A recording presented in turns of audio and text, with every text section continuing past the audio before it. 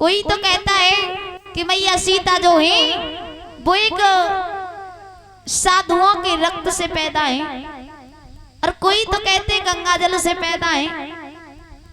प्रमाण तो कई सारे मिले, लेकिन हमें प्रमाण मिला कि एक बार रावण ने क्या किया था कि सभी साधुओं के रक्त को एक घड़े में महाराज बंद कर लिया। जब एक घड़े में बंद कर लिया तो उसी समय रावण इतना विद्वान था, उसे पता था कि कलश जहां भी रहेगा उस राज्य में वर्षा नहीं होगी, कई सालों तक उस राज्य में वर्षा नहीं होगी। अब तो महाराज कहने लगा तो इस कलश को यहाँ रखने से फायदा ही नहीं है। आज रावण रात्रि के समय लेकर चला, चलता चलता महाराज रात्रि थी, थक गया। महाराज जनकपुरी के निकट पहुंचा जहां महाराज जनक के खेत थे।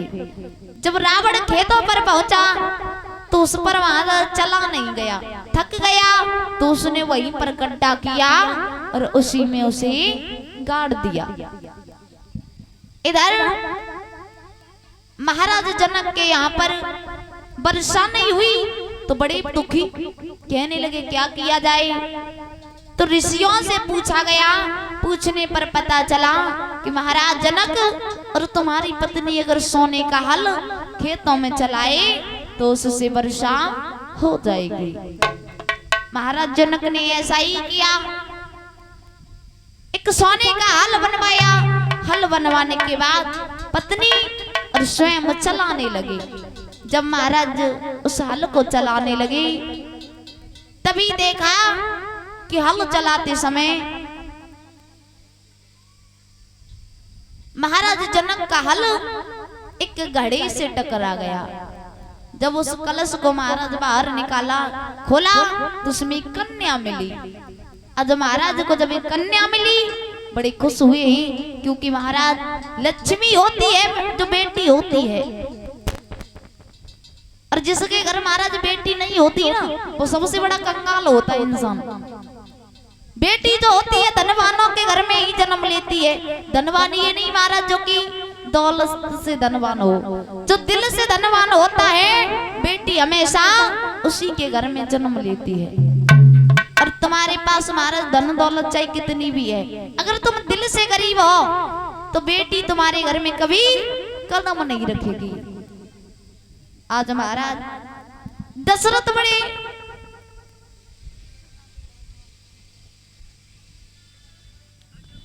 इधर महाराज दशरथ बड़े खुश होते हैं अपने बच्चों को देख करके। इधर महाराज जनक जो थे उस बेटी को लेकर के चले जनकपुरी में पहुंचे। जब महाराज जनकपुरी में पहुंचे अब तो बड़े ध्यान पूर्वक उस बेटी का पालन पोषण करने लगे। इधर जब बेटी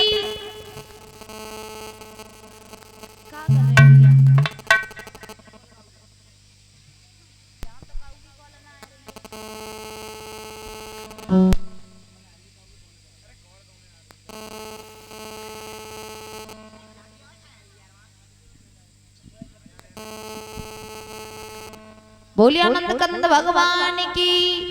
इधर महाराज जनक राज जो थे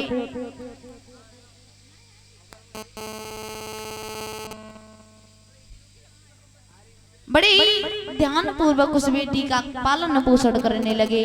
बताया उसका नामकरण जब संस्कार किया तो इसका नाम सीता पड़ा। क्या पड़ा महाराज? सीता। सीता ने थोड़ी जब बड़ी हुई तो 5 वर्ष की उम्र में सीता ने क्या किया बताया।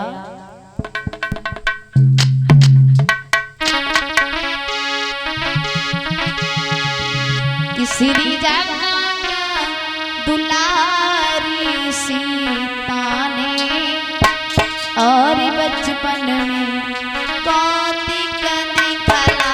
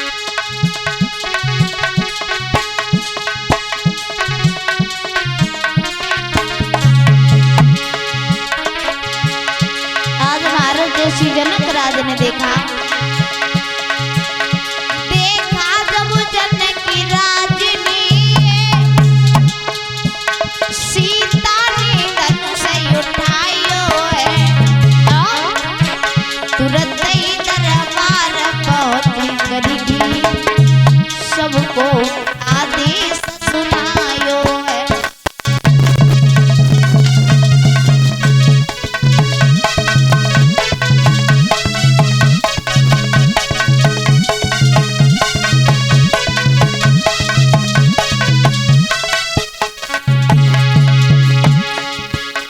आज महाराज जनक ने जैसे ही देखा कि मैया सीता ने छोटी सी उम्र में धनुष को उठाया, एकदम से दरबार में पहुंच करके सभी से बोले,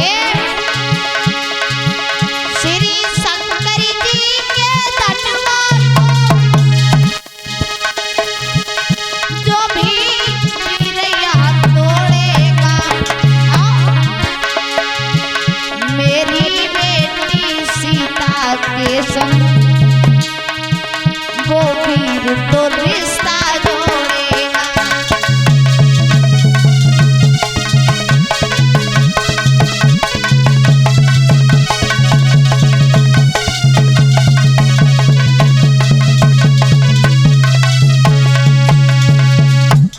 आज महाराज जनक राज ने दरबार में पहुंच करके सभी से कहा कि जो भी शंकर जी का धनुष तोड़ देगा उसी के साथ मैया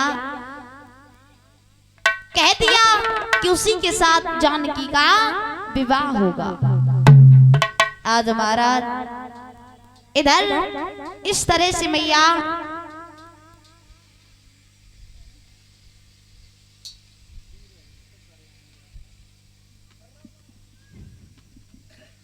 इस तरह से मैया सीता का जन्म हुआ।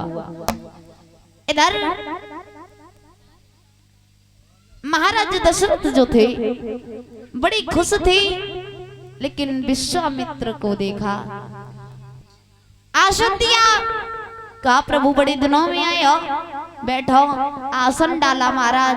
आसन डालने के बाद कहा, और बताओ महाराज किस कारण आए हो? क्या आश्रम में राशन नहीं रहा या कोई और समस्या है? आप मुझे बोल देते, मैं आश्रम में खुद आ जाता। विश्वामित्र कहने लगे, राजन चाहे तुम आते या हम चले आए, काम तो हमारा था, इसलिए हम स्वयं ही चले आए।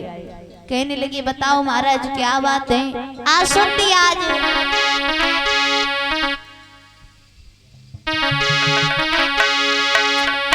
आओ बैठो आसन पे, और कई इच्छा नाथ तुम्हारी।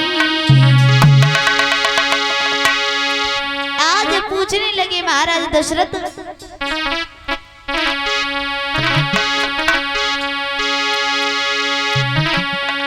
आओ बैठो आसन पे, कई इच्छा नाथ तुम्हारी।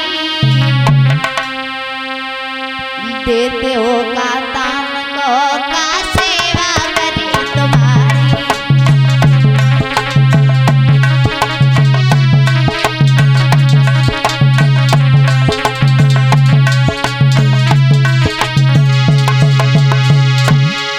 अरे आओ बैठो आसन पे, का इच्छा नाथ तुम्हारी।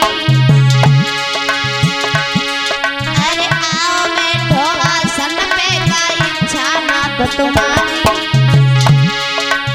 लेते हो का दान को का सेवा करी तुम्हारी।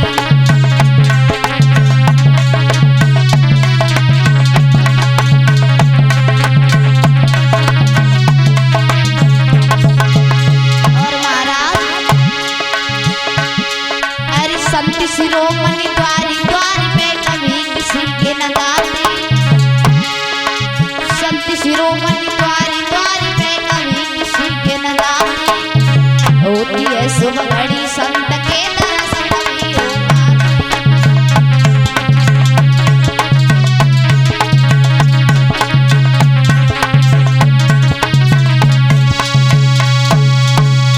आज महाराज दशरथ ने विश्वामित्र को बैठाला, कहा बताओ प्रभु कैसे आना हुआ?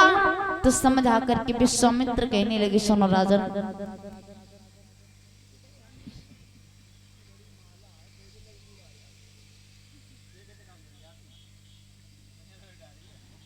कहने लगे सुनो राजन, हम तुमसे यहाँ राशन लेने नहीं आए, सुनो हमें तो ये लगता है तुम दोगे नहीं। महाराज दशरथ कहने लगे ऐसी बात क्यों कर रहे हो, अरे तुम मांगो तो सही।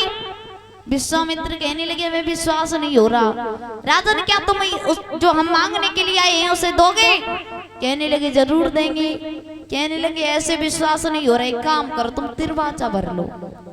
आज महाराज दशरथ पर तिरवाचा भरवाया।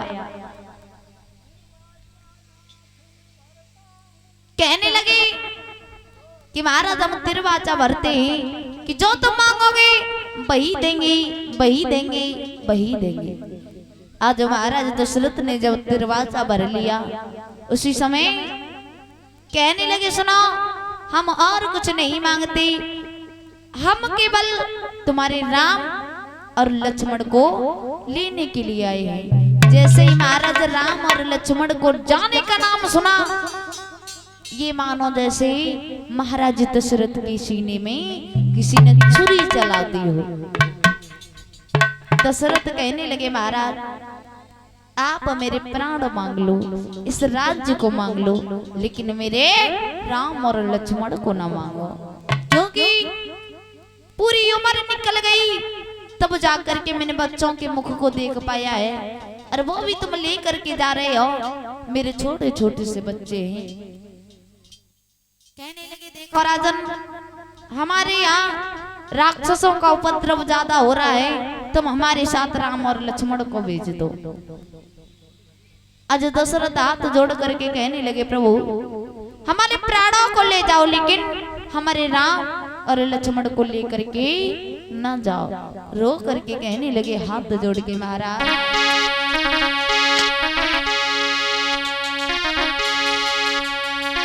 अवध मांग लो, राम प्यारे न मांगो, अवध मांग लो।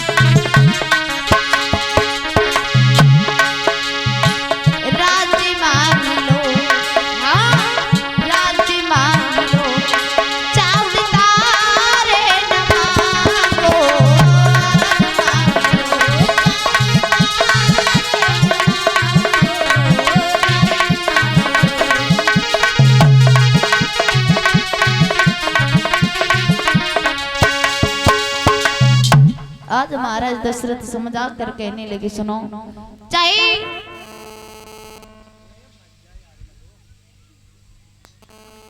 आप राज्य को मांग लो, लेकिन हमारे राम और लक्ष्मण को मत मांगो। उसी समय महाराज समझा करके विश्वामित्र कहने लगे राजन अगर देना हो तो दो, नहीं तो मना कर दो। उसी समय महाराज कहने लगे सुनो हमारे रघुकुल की एक रीत है। क्या? बताने लगे सुनो रघुकुल रीत सदा चली आई, प्राण जाए परिवचन न जाए, प्राण जाए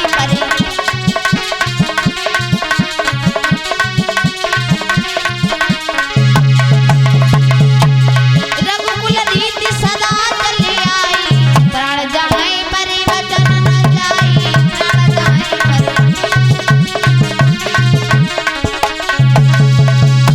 कहने लगे हमारे रघुकुल की एक रीत सदा चले आई, महाराज प्राण चले जाए लेकिन कभी बच्चन को जाना नहीं चाहिए। आज महाराज ने राम और लक्ष्मण को पास बुलाया, कहा लाला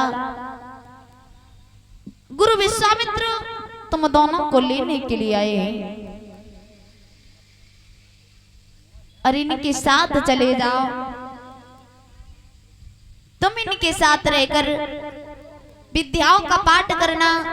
और गुरु विश्वामित्र से कहने लगे, सुनो राजन महाराज, मेरे छोटे छोटे बच्चे हैं, ये राक्षसों के बारे में क्या जाने। उसी समय विश्वामित्र कहने लगे, राजन तुम्हें नहीं पता, जो तुम्हें बारे लगते हैं वही गुल खिलाते हैं। ये तुम्हारे बच्चे छोटे जरूर हैं, क्योंकि महाराज माता और पिता की नजर में बच्चा हमेशा छोटा रहता है, चाहे वो बूढ़ा क्यों न हो जाए। अगर माँ जीवित है तो हमेशा उसके लिए छोटा ही रहेगा। इधर लेकर के चले विश्वामित्र। महाराज दशरथ ने आखिरी बार अपने राम और लक्ष्मण को निहारा। निहारने के बाद महाराज देखते रहे, राम और लक्ष्मण जाने लगी, राह को देखते रहे।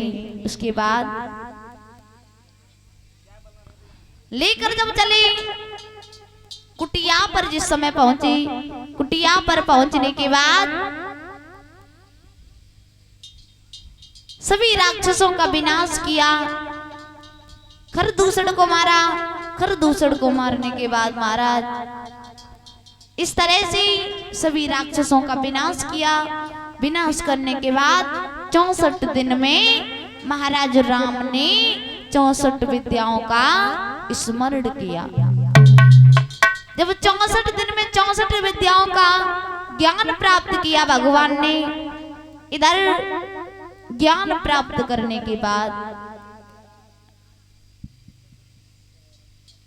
अपने गुरु के आश्रम में साथ साथ रहने लगे। इधर महाराज जनक ने देखा कि उनकी बेटी सीता शादी योग्य हो चुकी थी, तो चारों दिशाओं में पत्र को भिजवाया।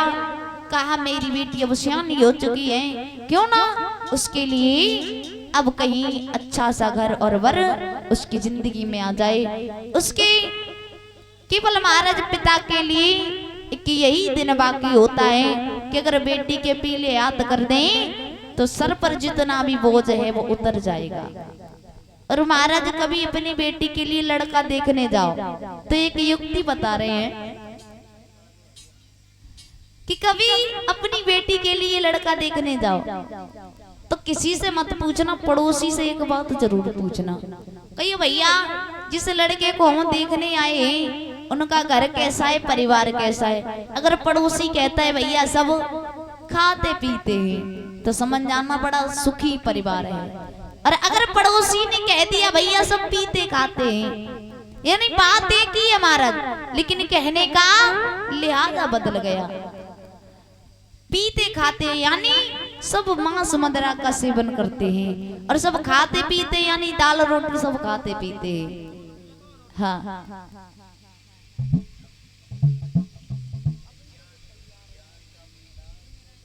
और सभी लोग मिलकर के एक छोटा सा कीर्तन बोलेंगे। उसके बाद आप सब लोगों के समक्ष एक बहुत ही सुंदर झांकी आने वाली है, तो सभी लोग शांति बनाए बैठे रहे। देखेंगे कितनी कितनी दूर से महाराज